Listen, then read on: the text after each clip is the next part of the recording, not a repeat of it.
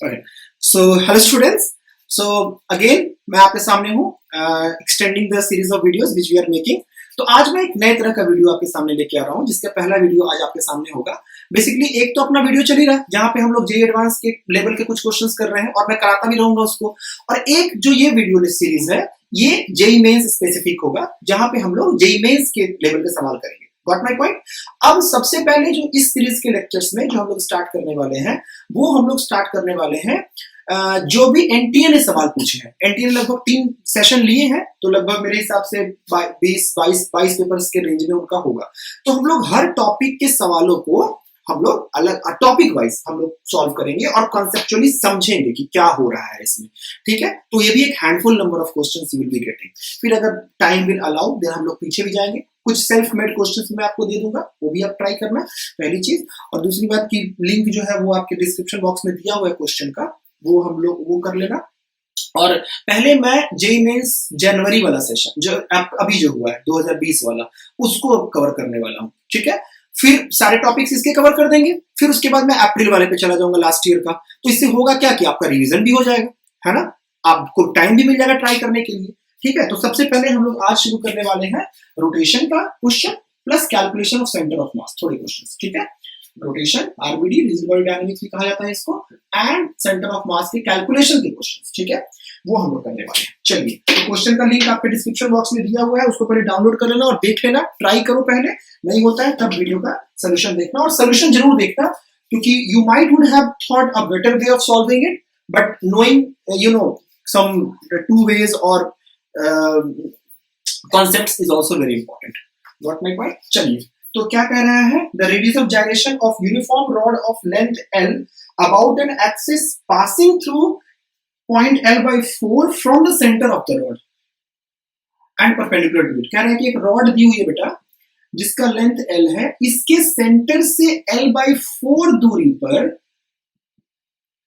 Radius of जाइरेशन पूछा था। तो बेसिकली रेडियस ऑफ जाइरेशन की बेस का फिजिकल मीनिंग क्या होता है कि अगर हम इतने ही मास का एक अगर पॉइंट मास माने तो उस एक्सिस से कितनी दूरी पर रख दूं, एक्सिस ऑफ रोटेशन से, कि वो उतना ही मोमेंट ऑफ इनर्शिया दे दे जो इस पूरे सिस्टम का था। मतलब अगर मेरे पास रेडियस ऑफ जाइरेशन मेरा k है तो अगर मैं mk² कर दूं तो मुझे वही मोमेंट ऑफ इनर्शिया मिल जाएगा जो हमने कैलकुलेट किया है इंटीग्रेशन से। तो आपको बेसिकली k ही पता होता है, तो आपको पता है अगर मोमेंट ऑफ इनर्शिया, अगर रेडियस ऑफ जाइरेशन अगर k है, square it multiplied by mass m, you will get the moment of inertia about that particular axis. Clear है? सो ये इसका फिजिकल मीनिंग है। चलिए आइए, तो सबसे पहले मोमेंट ऑफ इनर्शिया निकालते हैं अपने नॉर्मल वे से। सो मोमेंट ऑफ इनर्शिया I क्या हो जाएगा, इसके अबाउट क्या होता है मोमेंट ऑफ इनर्शिया ml²/3, इसके अबाउट क्या होता है ml²/12, इसके अबाउट क्या होता है ml²/3। बेटा ध्यान से समझ, इसका सेंटर ऑफ मास ये है। बच्चा गलत कर देता है, बच्चा यहाँ के अबाउट शिफ्ट भी करा देता है, बच्चा लिख देता है ml²/3 प्लस ml/4 का होल स्क्वायर, तो ये आंसर गलत आता है क्योंकि perpendicular axis parallel axis theorem क्या कहता है, ml² या ICUM लिखो प्लस mr², ये होता है centre of mass. What axis should pass through centre of mass, this is important. गलत कर देता है बच्चा, मैं बता रहा हूं अपने एक्सपीरियंस से।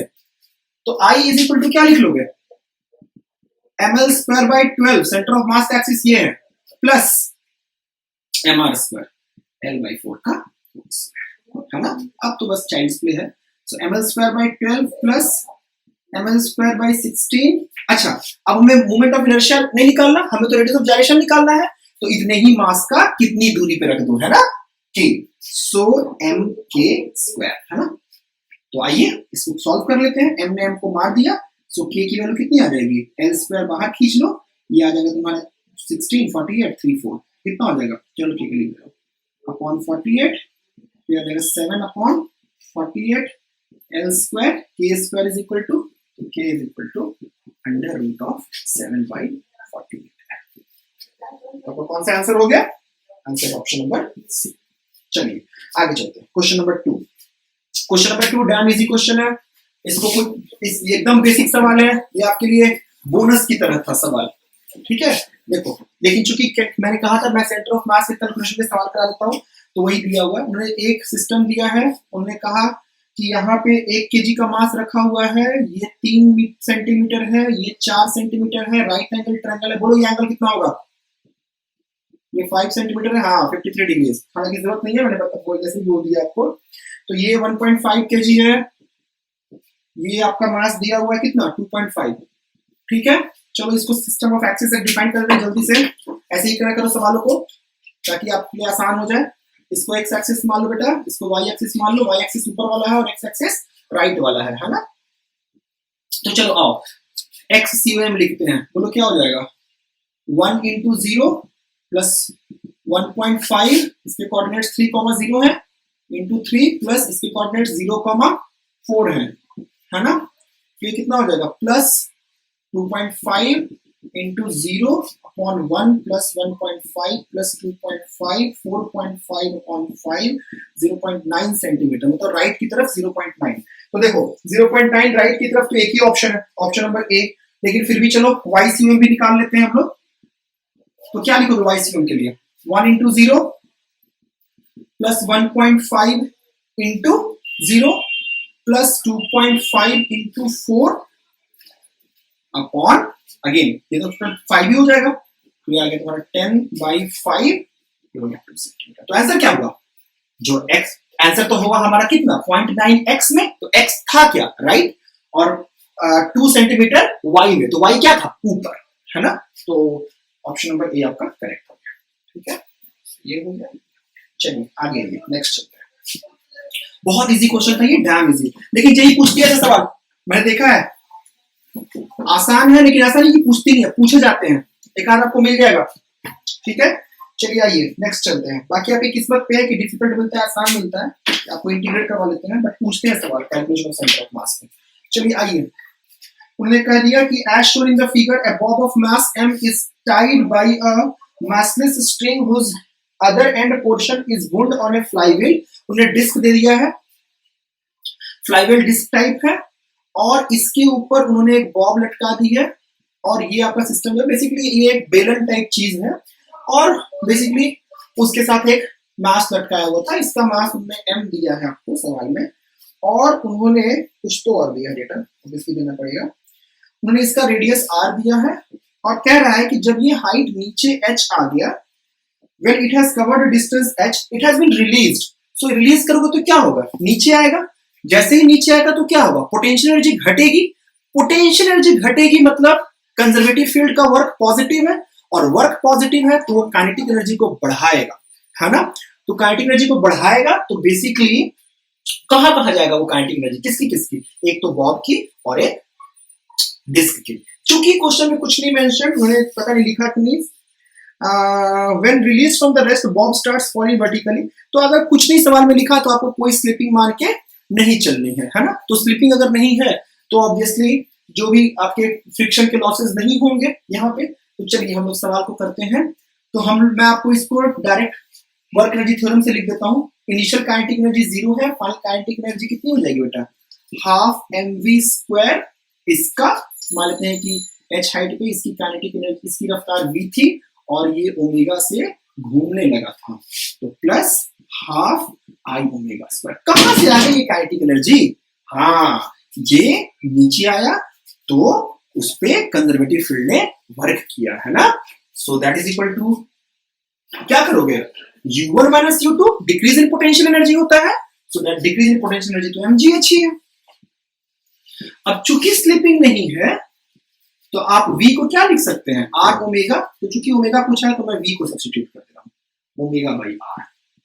इस पॉइंट पे लिखा जाता है ना, एक ही रफ्तार से चल रहे हैं नीचे, प्लस हाफ, चूंकि डिस्क है तो सेंटर ऑफ मास के अबाउट रोटेट कर रहा है, तो mr स्क्वायर लिख लोगे, moment of inertia, into omega square, I omega square is equal to mgh।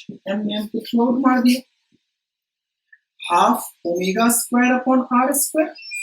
देखना मैं कुछ गड़बड़ ना करूं, mr स्क्वायर डिस्क है ना, plus R square by 4 into R omega R square by 4 into omega square is equal to GH, है ना। सो ये कितना आ जाएगा, half R square omega square plus omega square R square by 4 is equal to GH। Omega square R square मतलब common ले लो, तो ये क्या आ जाएगा, 1/2 plus 1/4 3/4 is equal to GH। So omega are is equal to कितना लिख लोगे, 4/3 GH under root, so that implies omega is equal to 1/r under root of 4/3 GH, and that is your option, that is your answer। ठीक है, समझना था energy conservation. एक तो मैंने आपको ये बर्नौली थ्योरम से करा दिया, आप एनर्जी कंजर्वेशन से भी कर सकते हो। शुरू की काइनेटिक, शुरू की पोटेंशियल एनर्जी आप इसको मान लीजिए जीरो पोटेंशियल पे, तो शुरू की पोटेंशियल एनर्जी कितनी हो जाएगी, जीरो। शुरू की काइनेटिक एनर्जी भी जीरो है, बाद की पोटेंशियल एनर्जी कितनी हो जाएगी, -mgh, मान लेते हैं h नीचे आ गया है, plus half mv square plus half I omega square. Same answer आ जाएगा यहाँ से, यही क्वेश्चन मिलेगा आपको वहां से भी। तो आप जैसे भी करें बात सेम बराबर ही होती है, ठीक है। मैं इसको प्रेफर करता हूँ, आपको जो अच्छा लगता है कीजिए। चलिए इसके नेक्स्ट आप बाद वाला क्वेश्चन करते हैं, आइए जल्दी जल्दी करते हैं।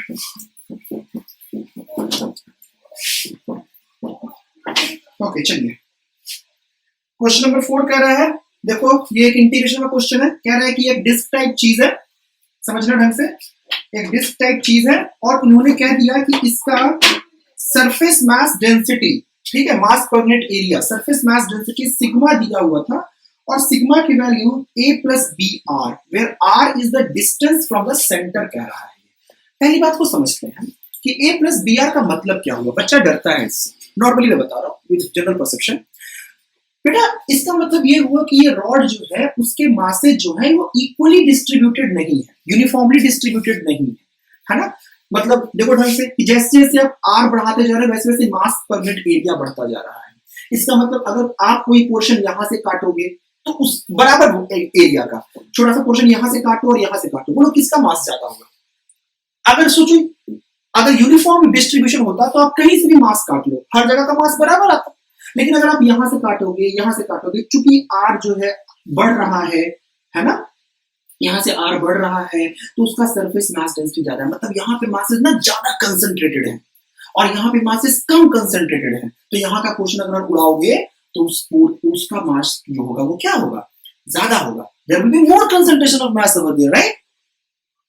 यस और no? So this is a problem of non uniform distribution of the mass. Okay, तो चलिए इसको हैंडल करने के लिए देखते हैं कैसे करना है सवाल को। तो जब भी कभी भी डिस्क आए तो डिस्क कैसे बनाओगे, बताओ कैसे बनाते हैं डिस्क। एक्स पे जाओ और dx का क्या बना लो, एक रिंग बना लो, ऐसे तो जोड़ते हो डिस्क को, है ना। और ऐसे रिंग से सारे जुड़ते जुड़ते पूरा डिस्क बना देंगे, है ना। dx मोटाई की हमने रिंग बना ली। सोचो इस डिस्क जो भी मोटाई की रिंग बनाओगे इसका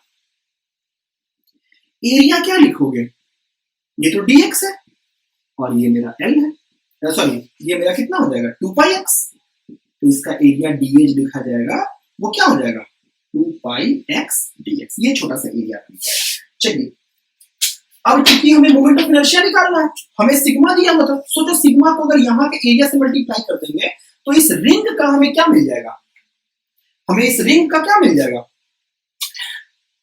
मास मिल जाएगा, है ना। तो छोटा सा मास लिख लेते हैं dm sigma into dA। Sigma यहाँ पे लिखो क्योंकि x से लेके x प्लस dx तक हम सिग्मा को कांस्टेंट मान सकते हैं, तो सिग्मा का रेशियो था a प्लस बी आर, तो r तो यहाँ पे x हो गया ना, a plus B X into D A की वैल्यू कितनी आ जाएगी 2πx इंटू dx।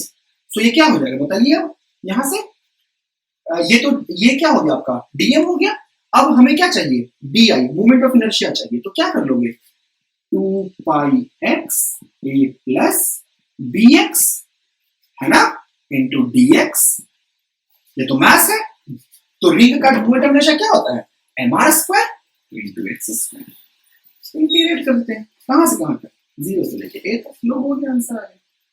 तो ये क्या आ गया 2π, अब देखो ax cube 4 plus bx 4 x यहाँ वाला x स्क्वायर और x यहाँ वाला, इसी को इंटीग्रेट करना है कहां से कहां तक, 0 से लेके a तक।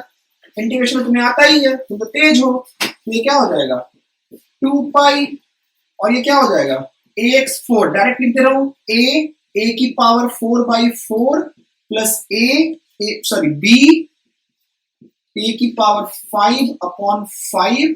ये तरीका इंपॉर्टेंट है, ये तरीका इंपॉर्टेंट है। कभी कभी ये चार्ज डेंसिटी में पूछा था, पिछली बार जेई ने जब एनटीए ने पूछा था तुमने चार्ज डेंसिटी में पूछा था, आएगा सवाल इलेक्ट्रोस्टैटिक्स में आएगा, डोंट वरी अबाउट इट। तो वहां पे आपसे कराऊंगा। चलिए देखिए, आइए तो अब यहाँ पे क्या लिख लोगे, थोड़ा सा इसको 2 पाई, आंसर जिस फॉर्म में दिया उस फॉर्म में निकाल देते हैं। 2 पाई, उन्होंने a की पावर 4 बाहर निकाल लिया हुआ है, तो ये क्या हो जाएगा a/4 प्लस ba/5। तो आंसर कौन सा हो गया 2 पाई a4, option number A, option number. चलो ओके, ये तरीका इंपॉर्टेंट है, ये कई जगहों पे आ सकता है आपके, ठीक है। चलो आओ क्वेश्चन नंबर 5 पे। चलो क्वेश्चन नंबर 5 करते हैं। क्या कर रहा है इसमें, देखो कह रहा है consider a cubical box of side A on a rough floor that is to be moved by applying minimum possible force F at a point B upon its centre of mass C figure in the coefficient of friction is इतना maximum possible. देखो सबसे पहली चीज समझते हैं, थोड़ा सा मैं इसमें थोड़ा लंबा पढ़ कराऊंगा इसको, क्योंकि कुछ चीजें आपको समझ में आएंगी। एक तो क्यूबिकल ब्लॉक्स है, थोड़ा सा क्यूबिकल नहीं बना है, क्यूबिकल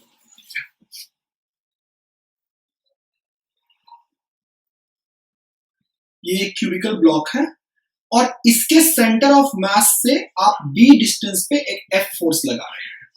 क्या है कि what is that is the minimum possible force applied to make it move. पहले इसका फ्रंट व्यू देखते हैं थोड़ा सा, ठीक है।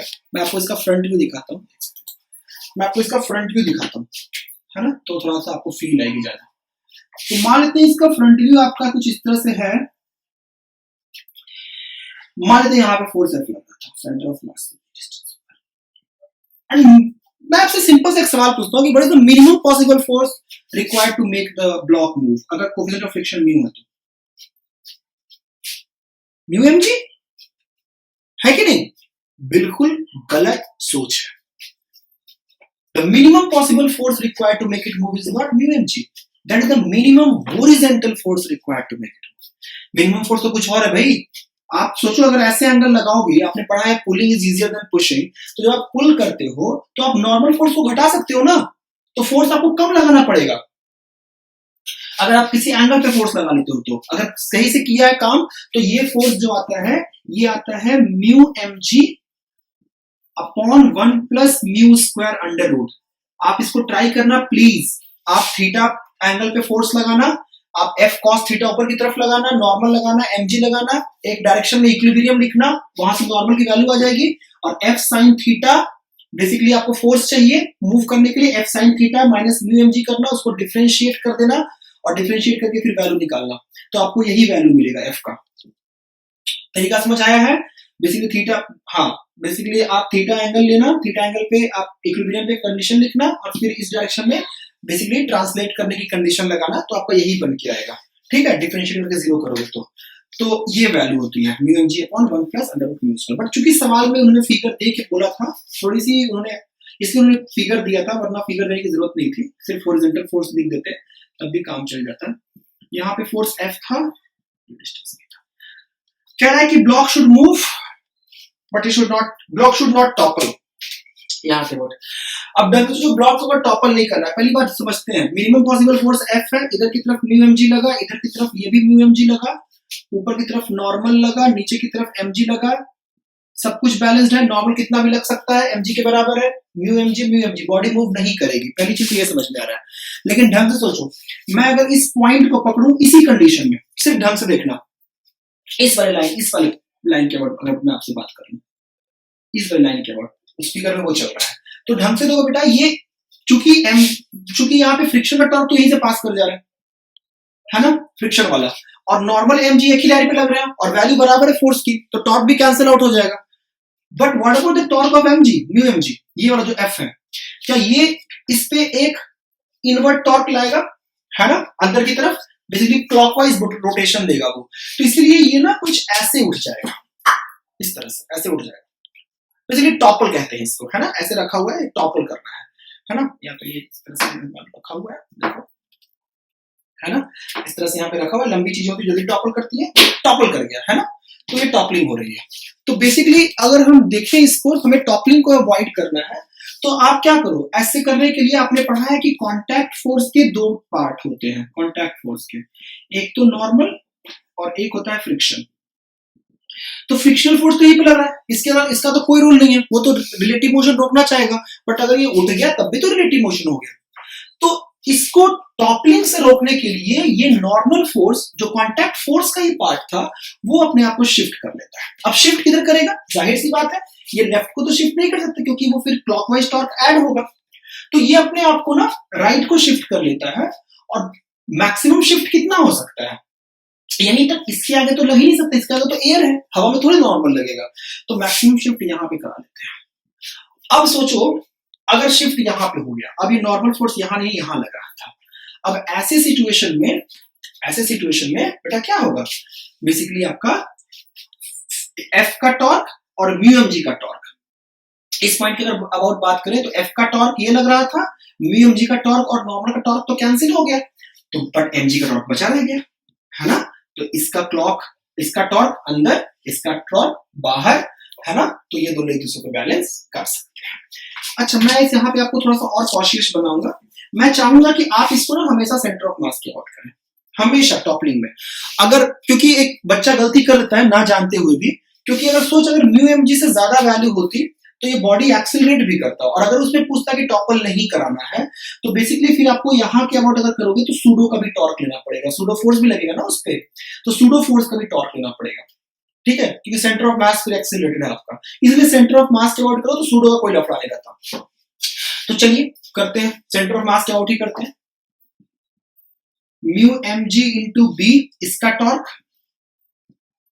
Plus mu M G into A, दोनों ही टॉर्क जो है वो अंदर की तरफ है, and that is equal to किसका टॉर्क, mg का टॉर्क जो कि बाहर की तरफ है, a/2 बेटा, mg इंटू a/2, तो mg ने mg को बेसिकली नॉर्मल mg के बराबर है, तो mg का टॉर्क हम लोग लिख रहे हैं, मतलब नॉर्मल का ही टॉर्क लिख रहे हैं, तो mg के बराबर आ गया, देखो इसका टॉर्क अंदर, इसका टॉर्क अंदर और नॉर्मल का टॉर्क बाहर, चूंकि नॉर्मल mg के बराबर है इसलिए ऐसा किया है।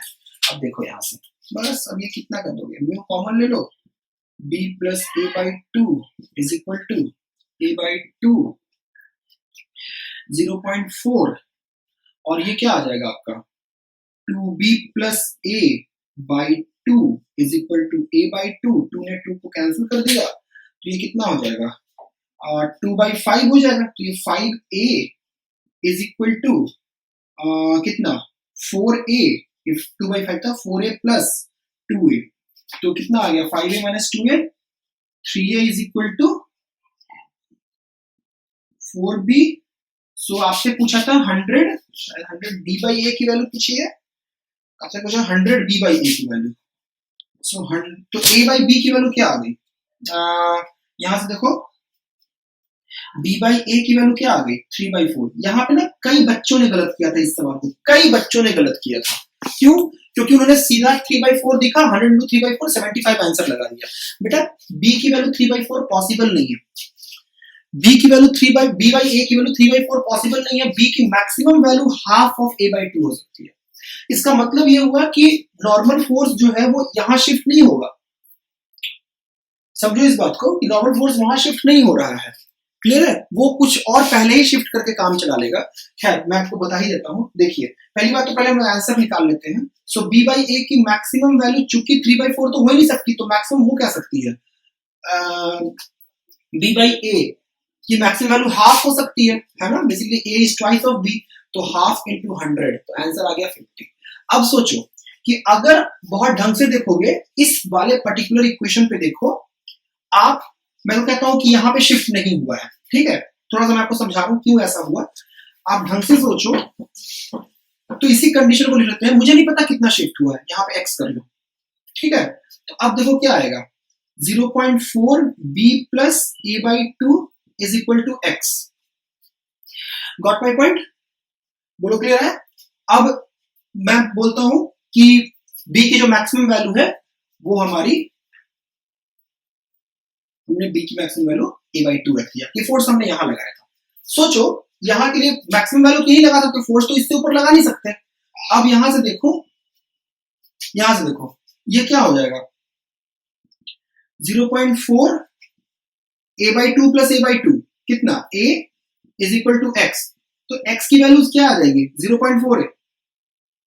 इसका मतलब कि अगर यहां पे फोर्स आप लगाओगे इस जगह पे, तो भी x की वैल्यू जो होगी वो क्या होगी, 0.4, मतलब नॉर्मल फोर्स 0.4 a तक शिफ्ट होगा। क्या मेरी बात क्लियर है? बट आप तो फोर्स इससे और नीचे ही लगा रहे हो ना, आप तो फोर्स इससे नीचे ही लगा रहे हो। तो जब आप इससे फोर्स नीचे लगा रहे हो तो बेसिकली उतना शिफ्ट होने की जरूरत नहीं है उसको, इसलिए बेसिकली b by a की वैल्यू जो है वो, चूंकि 3/4 तो हो ही नहीं सकती, तो वो 1/2 ही हो सकता है। तो कई बच्चों ने इसको गलत किया था, आप देख लीजिए इसको, ठीक है, मैंने यहाँ करा दिया है। नेक्स्ट आइए इसी में क्वेश्चन नंबर 6 करते हैं, पहुंचो जल्दी से। क्वेश्चन नंबर 6 क्या कह रहा है? कह रहा है कि consider a uniform rod of mass 4m and length L pivot about its center, a mass of m collides with one end and sticks to it। मतलब क्या कर रहा है कि देखो एक यहाँ पे रॉड दिया है जो सेंटर से जो है वो पाइवोट किया हुआ है, और एक बॉल जो है वो आके टकरा रही है इससे 45 डिग्री पे, ऐसे समझो 45 डिग्री पे टकरा रही है आके, है ना। तो ये वाला एंगल हमारा 45 डिग्री है। पहली बात मैं कुछ सवाल कर रहा था, इसका मास 4m दिया है, इसका मास m दिया है, और इसकी रफ्तार दी है v, जिससे ये आ रहा है। पहली बात मैं कुछ सवाल पूछता हूँ, क्या m प्लस 4m मास का before collision and after collision momentum conserved है? नहीं, बिल्कुल नहीं। क्यों नहीं कंजर्व्ड मोमेंटम? हाँ, हिंज फोर्स है ना, जिसके बारे में आपको कोई ज्ञान नहीं है, और हिंज फोर्स जो है वो इंपल्सिव इन नेचर होता है, that will come into the picture during collision, और वो एक्सटर्नल है। मैं मानता हूं कि नॉर्मल फोर्सेस कैंसिल आउट हो जाएंगे, बट हिंज फोर्स एक्सटर्नल है, तो ये पॉइंट हिंज फोर्सेस हैं, तो हमारे पास एक ही रास्ता बचता है, एंगुलर मोमेंटम कंजर्वेशन। तो हिंज फोर्स के अबाउट सोचा जाए तो नॉर्मल फोर्सेस तो कैंसिल आउट कर रहे हैं, एक ही लाइन पे लग रहा है, तो उनका टॉर्क भी कैंसिल आउट करेगा। हिंज फोर्स यहीं से पास कर रहे हैं, तो इसके बाद मोमेंटम एंगुलर मोमेंटम कंजर्व है। तो चलो एंगुलर मोमेंटम कंजर्वेशन लगाते हैं। इनिशियल एंगुलर मोमेंटम कितना हो जाएगा, पॉइंट मास टकरा रहा है इस वेलोसिटी के दो कंपोनेंट, v/√2 ये वाला और v/√2 ये वाला, सो m इंटू ये वाला कंपोनेंट एंगुलर मोमेंटम देगा v परपेंडिकुलर, v/√2 आप mvl sin थीटा से भी जा सकते थे, और ये वाली वैल्यू कितनी हो जाएगी आपकी l/2, that is equal to final angular momentum. चिपक गया है ना के, तो टोटल मास टोटल घूमेगा ये, तो इसका क्या हो जाएगा, पहले इसका लिख लेते हैं अलग अलग, 4m into l²/12 into omega से ये घूमा, और पॉइंट मास यहाँ पे चिपका हुआ है, ये भी घूमेगा, तो पॉइंट मास का एंगुलर मोमेंटम क्या लिखोगे, ml², mvr से भी जा सकते थे, कोई फर्क नहीं पड़ता, सेम चीज बन के आएगा। सो m इंटू l/2 का होल स्क्वायर इंटू ओमेगा। अब देखो m से m थ्रू आउट कट गया, l से l भी एक कट गया आपका, एक l गया है, यहाँ नीचे 4 है, so v/2√2 is equal to omega l/3 plus omega l/4। अब यहाँ के बाद लिख लेते हैं इसको, क्या आ जाएगा, v/2√2 इज इक्वल टू, जोड़ोगे तो कितना आ जाएगा, 7 ओमेगा l/12। ये कितना हो जाएगा, 2 6 चला गया, और ये कितना हो जाएगा, √2 से काटोगे तो कितना हो जाएगा, √2 इंटू √2 2, और बेसिकली आप इसको लिख लीजिए कितना, 3√2, है ना, है ना। तो बेसिकली हमें ओमेगा चाहिए, ओमेगा कितना हो जाएगा, 3√2/7 इंटू v/r। तो कौन सा आंसर हो जाएगा आपका, 3√2/7, ऑप्शन नंबर ए, ठीक है, क्वेश्चन नंबर 6 का, ठीक है। चलो और क्वेश्चन नंबर 7 करते हैं, आओ क्वेश्चन नंबर 7 करते हैं, और जल्दी से। The uniform sphere of mass 1. एक यूनिफॉर्म स्फीयर दिया है, इसका मास दे दिया है 500 ग्राम, ये रोलिंग विदाउट स्लिपिंग कर रहा है। रोलिंग विदाउट स्लिपिंग मतलब ये v से सेंटर ऑफ मास चल रहा है, तो v should be equal to r omega, अगर ओमेगा से घूम रही है तो, है ना। यहाँ आपका पॉइंट जो है रेस्ट में होना चाहिए, हाँ ऑब्वियसली अगर ये रुका हुआ है तो v बराबर r ओमेगा है, अगर ये फिक्स सरफेस पे कर रहा है तो। ठीक है, ओके। तो अब ये v से भी चल रहा है, ये चल रहा है। अब आपसे काइनेटिक एनर्जी पूछी, मास वास दिया हुआ था, तो काइनेटिक एनर्जी क्या लिखते हैं? Of centre of mass half mv square and with respect to centre of mass, मतलब हाफ I किसके अबाउट, सेंटर ऑफ मास के अबाउट, इनटू ओमेगा स्क्वायर, है ना। तो चलो लिख लेते हैं, half mv square plus half I omega square. पहले काइनेटिक एनर्जी इसको थोड़ा सॉल्व कर लेते हैं इस पर्टिकुलर सिस्टम के लिए। Half mv square plus half m 2/5 mr square, uniform है ना, यूनिफॉर्म मतलब सॉलिड होता है, लिखा रहेगा डायरेक्ट, मतलब हर जगह पे मास है। Hollow sphere is not uniform everywhere, क्योंकि अंदर में मास नहीं है और उसके सिर्फ सरफेस पे मास एक्यूमुलेटेड होता है। तो यूनिफॉर्म स्फीयर सिर्फ बोले तो आपको सॉलिड मान के चलना है, into 2/5 mr square into v square by r square, यहाँ से इस रिलेशन से आर स्क्वायर ने आर स्क्वायर को मार दिया, तो ये कितना आ जाएगा, हाफ, मैं तो कहता हूँ mv स्क्वायर कॉमन लेते हैं, mv स्क्वायर कॉमन ले लिया तो 1 बचा यहाँ पे, और यहाँ क्या बच गया 1/5 2/5 सॉरी, हाफ प्लस 1 प्लस 2/5 क्या आ गया 7/5 इंटू 1/2, मास की अब वैल्यू रख लेते हैं बेटा, 1/2 है 1 है ना, 500 ग्राम मतलब हाफ के जी, v स्क्वायर, v की वैल्यू कितनी है, कितनी दी है, हमने कहा है 5 सेंटीमीटर पर सेकंड, तो 5 into 10 to the power -2 square, तो ये कितना आ जाएगा 7/20 into 25 into 10 to the power -4, ये हो गया 5, ये हो गया 4, तो 35/4, ये आ गया तुम्हारा 35/4 मतलब 8.75 जो 10 टू द पावर -4, ठीक है 8.75, ऑप्शन नंबर डी। नॉर्मल सवाल था, याद रखना इस चीज को, ठीक है, पूछा जाता है लेकिन, ठीक है काइनेटिक एनर्जी, क्योंकि कभी कभी इसका कंजर्वेशन भी करना होगा जब रोलिंग और में इंक्लाइंड प्लेन वगैरह होगा, तो एक एनर्जी कंजर्वेशन से आता है। तो बेसिकली दो एनर्जीज होती हैं, एक तो सेंटर ऑफ मास की और दूसरा सेंटर ऑफ मास के लिए। चलो अब क्वेश्चन नंबर 8 करते हैं, क्या कह रहा है, वो कह रहा है कि इसमें 3 सॉलिड स्फीयर दिया हुआ है, डायग्राम में लिखा है, सॉरी क्वेश्चन में लिखा है, तो 3 सॉलिड स्फीयर है जिनका मास आइडेंटिकल है, m है, m है, m है, और कह रहे हैं कि the line joining the mass m diameter they are stuck together, इसको चिपका दिया गया है, such that the lines joining the center forms an equilateral triangle, तो सेंटर को ज्वाइन करने वाला लाइन एक इक्विलेटरल ट्रायंगल बना रहा है,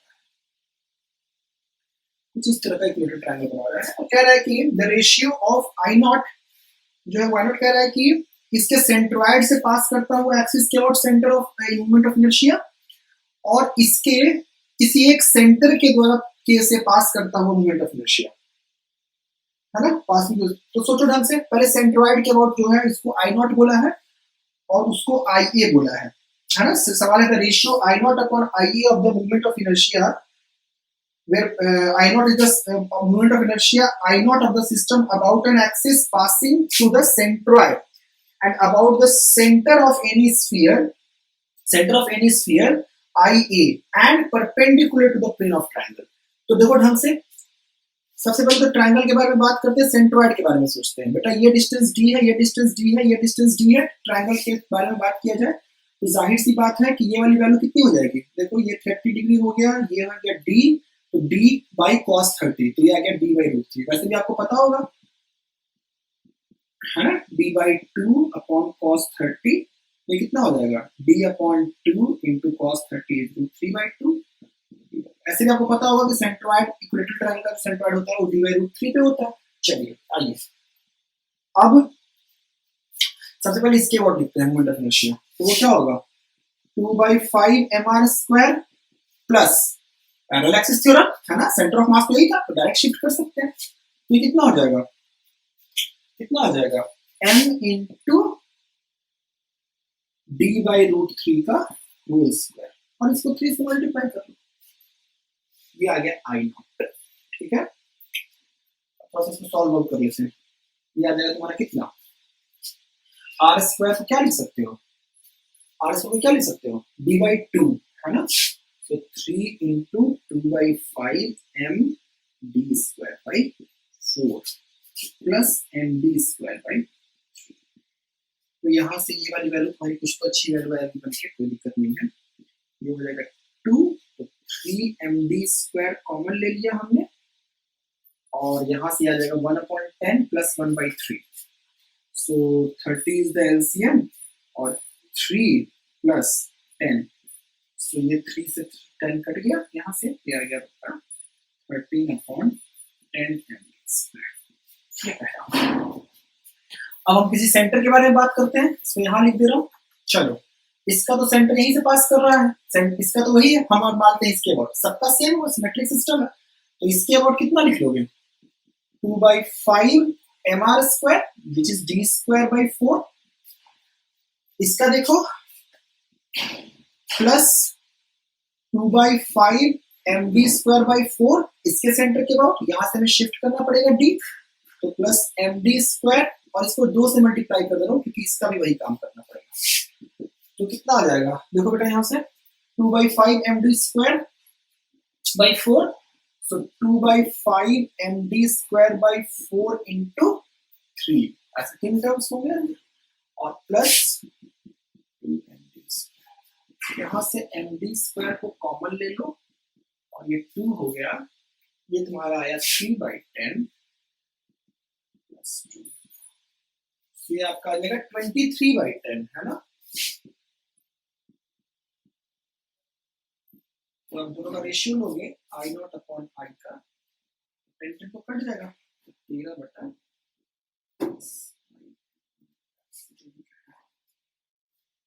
कौन सा हो गया? 13/23। चलो क्वेश्चन नंबर 9 करते हैं, आ जाओ। तो क्या होगा, क्या कर रहा है, rod of length L has non uniform linear mass density. देखो आ गया ना फिर से, non linear mass non uniform, अभी बताया।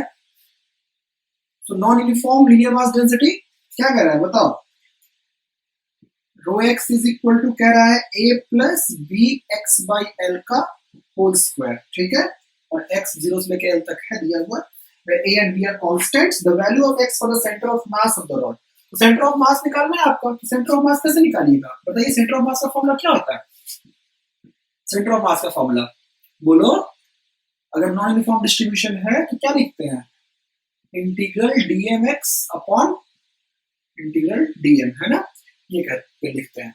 तो चलो ठीक है, मान लेते हैं x पे जाओ, dx का एक एलिमेंट ले लो, है ना, इस dx एलिमेंट के लिए सेंटर ऑफ मास क्या लिखोगे आप, इसका एक्सिस्टेंस पर ही होगा सेंटर ऑफ मास इसका, तो क्या लिख लिया जाएगा बोलिए, dm की वैल्यू पहले लिख लेते हैं, तो इसको मल्टीप्लाई कर दें यहाँ के लीनियर मास डेंसिटी के साथ इनटू dx, और एक x ये वाला upon integral of a plus B x by l का स्क्वायर dx, ये dm हो गया, ठीक है, नीचे वाला dm हो गया, और सब इसमें इंटीग्रेट करके जीरो से लेके आता है, जो आ जाएगा आंसर। चलो आओ देखो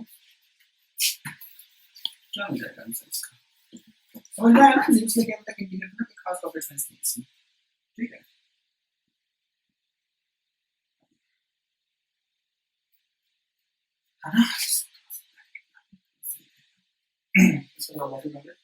ठीक है, अब देखो यहां से क्या आ जाएगा, ax dx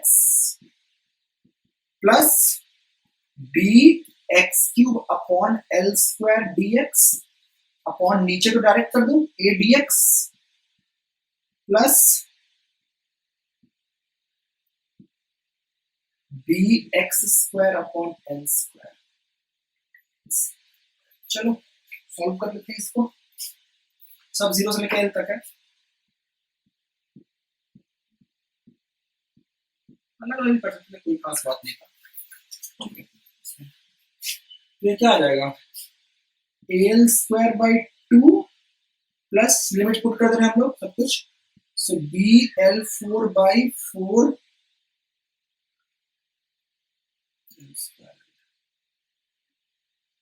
L square upon A L plus B L cube by 3l square, ये खत्म हो जाएगा, ये एल स्क्वायर बचा रह जाएगा यहाँ पे, तो आंसर क्या हो, देखो यहाँ से l square by 2 plus B l square by 4 upon A L plus B l, sorry b l, हाँ एल स्क्वायर था ना तो बी एल बाई 3। सो यहाँ से एल एल कॉमन ले लो, एक से एक कट गया तो बचा क्या, एक्स सेंटर ऑफ मास का एक्स कोऑर्डिनेट, और एक्स पे ही है तो उसका बोलने का मतलब नहीं बनता जब इसमें trivial question. So l by 2 plus B l by 4 upon a plus b by 3। किस फॉर्म में आंसर देगा बेटा उसको देख लेते हैं। अच्छा चलिए सॉल्व कर लेते हैं इसको। यहाँ से मैं तो कहता हूँ कि आप एल बाई 2 को कॉमन खींच लीजिए, एल बाई 2 को कॉमन खींच लेंगे तो यहाँ पे क्या बचेगा, ए प्लस बी बाई 2, डायरेक्ट लिख रहा था मैं, और नीचे लिख रहा हूँ 3a प्लस बी बाई 3। तो देखिए सीधा 3 बाई 2 हो जाएगा ये, और यहाँ का 2 एक बचा रह जाएगा तो 3 by 4 2a plus b upon 3a plus b, ये ऑप्शन में 3 by 4 2a plus b upon 3a plus b into lb, ये आंसर ऑप्शन में बी। नॉर्मल सी बात है, इंटीग्रेट करना आना चाहिए, एलिमेंट लेना चाहिए, सिंपल, ठीक है। लेकिन हर बार यही सवाल पूछती है इस तरह का, इसलिए इसको हल्के में मत लेना, ठीक है। चलो last question for the day. हाँ शुक्र है हमने सारे सवाल कर लिए हमने जो जेई एनटीए ने बोला था इस बार, ठीक है, रोटेशन और सेंटर ऑफ मास के। कल मैं इसी तरह से आपका क्या कराऊंगा, कोलिजन, ग्रेविटेशन और सर्कुलर, कोशिश करेंगे ये तीनों करनी है, ठीक है। तो कल का सेशन में लगभग 15 से 16 सवाल कल भी होंगे। A uniformly thick wheel of moment of inertia I and radius r is free to rotate about its center of mass, see figure। उन्होंने कह दिया कि एक व्हील है, यहाँ पे मोमेंट ऑफ इनर्शिया इसका दिया हुआ है I, है ना, रोटेट कर रहा है, रेडियस r दे दिया, ठीक है, चलिए कोई बात नहीं है। is free to rotate about its center of mass, friction है इसका मतलब। The massless string is wrapped over its ring and two blocks of masses m1 and m2। ये m1 है, m2 है, m2 is greater than m1 लिख दिया, ठीक है। Attached to the ends of the string, the system is reduced from rest the angular speed when the of the wheel when m1 descends by a distance h। Again देखो बेटा, अभी बता चुका था थोड़ी देर पहले एनर्जी कंजर्वेशन, ये h नीचे आया है, ये h ऊपर जाएगा, ठीक है, क्लियर है। तो बोला कि क्या एंगुलर स्पीड होगी, चलो देखते हैं। क्योंकि कोई फ्रिक्शन विक्शन नहीं, सॉरी यहाँ पे कोई स्लिपिंग नहीं है, एक्सल में फ्रिक्शन नहीं होगा और इसके बीच में, तो बेसिकली ये नीचे आएगा तो इस पे काइनेटिक एनर्जी आएगी, इस पे काइनेटिक एनर्जी आएगी और इस पे काइनेटिक एनर्जी आ जाएगी, है ना। और ढंग से सोचो, इसका पोटेंशियल एनर्जी घट रहा होगा और इसका पोटेंशियल एनर्जी बढ़ रहा होगा, है ना। फाइनली तो ढंग से देखो, जो घट रहा होगा उसने वर्क किया होगा और जो ऊपर गया होगा उस पर वर्क करना पड़ा होगा। तो बेसिकली ये कितना हो जाएगा, सोचो डिक्रीज इन पोटेंशियल एनर्जी क्या हो जाएगा, नेट वैल्यू m1g h1,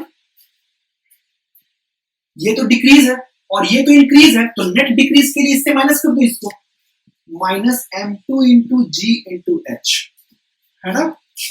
अब ये वाली वैल्यू किसके बराबर होगा, यही आपका है डिक्रीज, और ये डिक्रीज जो है वो तीन जगह पे जाएगा, कहाँ कहाँ, half m1v square plus half m2v square, है ना, plus half I omega square, I तो दिया हुआ इसके अबाउट, है ना, सेंटर के अबाउट ही आई दिया हुआ है, मोमेंट ऑफ इनर्शिया, ठीक है। तो बस लो ओमेगा की जगह पे क्या लिख दूं, v square by r square. अब बस इसको सॉल्व करना है, इसके हमारा v पूछा है, शायद क्या पूछा है, अच्छा एंगुलर स्पीड पूछा है, इसको ओमेगा स्क्वायर ही रहने दो और इसको v को r स्क्वायर ओमेगा स्क्वायर लिख लो। क्यों r omega, no slipping condition के कारण, है ना, r स्क्वायर है ना। नो स्लिपिंग में फ्रिक्शन का कोई लॉस नहीं होता, है ना, क्योंकि जितना ये राइट को घूम रहा होगा उतना ही फ्रिक्शन का फोर्स उसको उधर की तरफ लग रहा होगा रस्सी पे। तो बेसिकली उस कारण से जो भी वर्क होता है वो पॉजिटिव और नेगेटिव वर्क मिलकर जीरो बनता है। तो इसलिए अगर प्योर रोलिंग हो रही है, यहाँ प्योर रोलिंग बोल रहा हूँ, अगर कोई स्लिपिंग नहीं है तो फ्रिक्शन का कोई वर्क नहीं है, एनर्जी कंजर्व है। सो ये कितना आ जाएगा, GH m1 minus m2 is equal to सब यहाँ से ओमेगा स्क्वायर कॉमन खींच लो, तो यहाँ से कितना आ जाएगा, half m1 r square plus m2 r square plus i। सो हमें ओमेगा चाहिए, तो gh m1 minus m2 upon half बेटा, तो ये कितना हो जाएगा, इंटू 2 कर लो upon m1 plus m2 r square plus i। शायद ऑप्शन में है इसी फॉर्मेट में, इसलिए मैंने लिखा, देख लिया था मैंने। और किसकी पावर 1/2 ऑप्शन में है, m1 plus m2 into 2gh m1 r square, option number b. ठीक है, ऑप्शन नंबर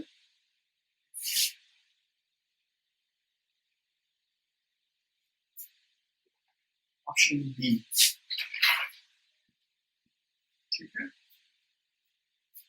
ठीक है, ठीक है। ऐसे सवाल में थोड़े से वो होते हैं, कैलकुलेशन मिस्टेक्स होते हैं, they are prone to calculation mistakes. Alright, so half half half half कटे हुए हैं, 2gh m1 minus m2 half m1 r1 square m1 plus m2 r स्क्वायर, ओके, और प्लस i। ठीक है, ऑप्शन करेक्ट। चलो, तो यहाँ पे हम लोग सारे सवाल इस बार के रोटेशन और सेंटर ऑफ मास से सॉल्व कर लिए। अब कल के हम लेक्चर में हम लोग कोलिजन, ग्रेविटेशन और सर्कुलर मोशन इसके क्वेश्चन करने की कोशिश करेंगे। अगर 2 सेशन लगता है तो 2 लगा दूंगा, एक में होता है तो 1 में लगा दूंगा। थैंक यू, चलिए ख्याल रखिए अपना, बाय।